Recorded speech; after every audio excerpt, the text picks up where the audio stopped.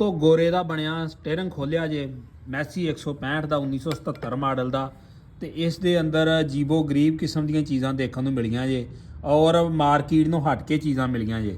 ਆਪਾਂ ਇਫਸੀਮ ਸਭ ਤੋਂ ਪਹਿਲੇ ਦਾ ਵਰਮ ਚੈੱਕ ਕਰਵਾਓ।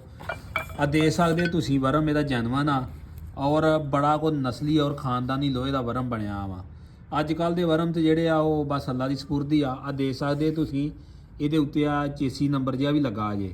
ਬਾਕੀ ਵੀ ਇਹਦੇ ਮੁਖਤਲਿਫ ਪਾਰਟਸ ਦੇ ਉੱਤੇ ਇਸੇ ਤਰ੍ਹਾਂ ਹੀ ਨੰਬਰ ਲੱਗੇ ਨੇ। ਇਹ ਨੰਬਰ ਸ਼ੋਅ ਕਰਵਾਉਂਦਾ ਵਾ ਕਿ ਇਹਦਾ ਜੈਨੂਅਨ ਆ। ਬਾਕੀ ਇਸ ਤੋਂ ਅੱਗੇ ਇਹਦਾ ਆ ਵੀ ਚੀਜ਼ ਦਿਖਾ ਲਓ। ਆ ਜਿਹੜਾ ਥੱਲਿਓਂ ਆ ਸਟੀਅਰਿੰਗ ਦਾ ਸਿਸਟਮ ਆ ਜਿਹੜਾ ਜੀ ਇਹਦੇ ਨਾਲ ਵਰਮ ਦੇ ਨਾਲ ਆ ਚੱਲਦੀ ਆ ਬੈਰਿੰਗ ਸਿਸਟਮ ਹੀ ਹੁੰਦਾ ਵਾ ਜਦੋਂ ਸਟੀਅਰਿੰਗ ਦੀ ਬਾਹਰੋਂ ਕਟਾਈ ਕਰੀਦੀ ਨਾ ਆਰਮ ਤੋਂ। ਹਾਂਜੀ ਤੇ ਆ ਇਹਦੀ ਵਰਕਿੰਗ ਕਰਦੀ ਆ। ਮਸਲਾਂ ਜਿਸ ਤਰ੍ਹਾਂ ਇਹਨੂੰ ਕਟਾਈ ਕਰਨੀ ਆ ਇਹਨੇ ਇਸ ਤਰ੍ਹਾਂ ਨਾ ਵਰਕਿੰਗ ਕਰੀ ਜਾਣੀ ਆ। ਹਾਂਜੀ ਦੂਜੇ ਨੰਬਰ ਤੇ ਇਹਦਾ ਆ ਰੂਲਰ ਬੈਰਿੰਗ ਆ। ਲਓ ਜੀ ਦੋਸਤੋ, ਜਿਹੜੀ ਯੂਨੀਕ ਚੀਜ਼ ਦੇਖਣ ਵਾਲੀ ਆ ਨਾ ਉਹ ਇਹਦਾ ਰੂਲਰ ਬੈਰਿੰਗ ਆ। ਔਰ ਮਜ਼ੇਦਾਰੀ ਦੀ ਗੱਲ ਆ ਕਿ ਇਹਦਾ ਸਿਸਟਮ ਵੀ ਜੈਨੂਅਨ ਆ। ਔਰ ਮੈਂ ਅੱਜ ਤੱਕ ਇਹ ਇੰਜ ਦਾ ਬੈਰਿੰਗ ਪਹਿਲੀ ਦਫਾ ਹੀ ਦੇਖਿਆ ਵਾ ਇਸੇ ਟਰੈਕਟਰ 'ਚ। ਇਹ ਬਹੁਤ ਘੱਟ ਟਰੈਕਟਰਾਂ ਦੇ ਵਿੱਚੋਂ ਇੰਜ ਦਾ ਸਿਸਟਮ ਨਿਕਲਦਾ ਵਾ।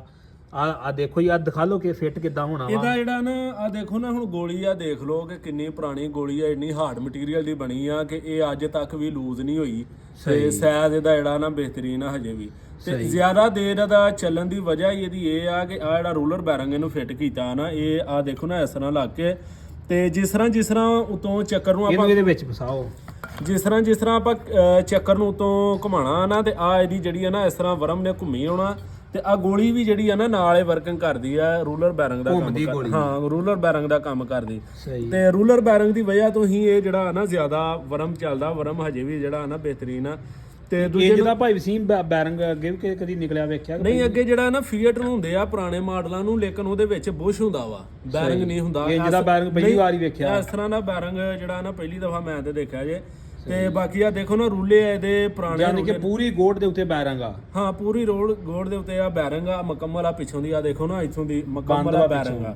ਆ ਇਹਦੇ ਵਿੱਚ ਜਿਹੜਾ ਨਾ ਪੂਰਾ ਰੂਲਾ ਹੀ ਚੱਲਦਾ ਵਾ। ਇਹਨੂੰ ਆ ਦੇਖੋ ਨਾ, ਰੂਲਰ ਬੈਰਿੰਗ ਜਿਹੜਾ ਵਾ ਆ ਇੰਨੀ ਲੰਮੀ ਗੋਲੀ ਆ, ਤਕਰੀਬਨ 1.25 ਇੰਚੀ ਦਾ। ਬਾਡੀ ਦਾ ਵੀ ਲੋਹਾ ਦਿਖਾ ਲਓ ਜੀ। ਤੇ ਬਾਕੀ ਆ ਇਹਦੀ ਦੇਗ ਆ ਦੇਖ ਸਕਦੇ ਆ ਤੁਸੀਂ। ਦਾਲ ਵੇਖੋ ਇਹਦੀ ਕਿੰਨੀ ਮੋਟੀ ਹੈ। ਤੇ ਸਫਾਈ ਵਗੈਰਾ ਤੁਸੀਂ ਦੇਖ ਸਕਦੇ ਜੇ।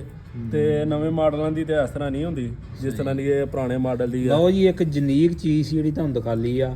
ਤੇ ਭਾਈ ਇਹ ਗੋਰੇ ਨੇ ਬਣਾਈਆਂ ਤੇ ਗੋਰਾ ਨਹੀਂ ਦਿੱਤੇ ਬਣਾ ਕੇ। ਤੇ ਬਾਕੀ ਇਹਦਾ ਇਹ ਆ ਕਿ ਸਟੀਅਰਿੰਗ ਜਿਹੜਾ ਹੈ ਨਾ ਵਰਮ, ਇਹਨੂੰ ਜਿਹੜਾ ਨਾ ਇਹਦਾ ਖਰਾਬ ਨਹੀਂ ਹੁੰਦਾ ਜਲਦੀ। ਸਹੀ।